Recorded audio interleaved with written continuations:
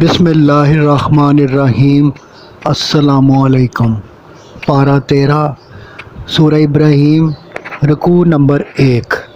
فرمایا کہ اس کتاب کے نزول کا مقصد لوگوں کو فکر و عمل کی تاریکیوں سے نکال کر روشنی اور اللہ کی طرف جانے والی راہ پر ڈالنا ہے۔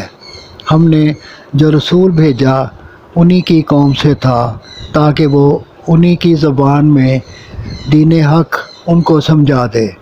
پھر حضرت موسیٰ علیہ السلام کی مثال دی کہ وہ اپنی قوم کو فرعون سے نجات دلانے کے باوجود انہیں گمراہی کے اندھیروں سے نہ نکال سکے۔ صدق اللہ العظیم۔ گزارش ہے کہ چینل کو سبسکرائب کر دیں اور گھنٹی کے بٹن کو دبا دیں۔ دعا ہے کہ اللہ تعالیٰ آپ کو صحت و تندرستی والی زندگی دے۔ آمین آمین آمین یا رب العالمین۔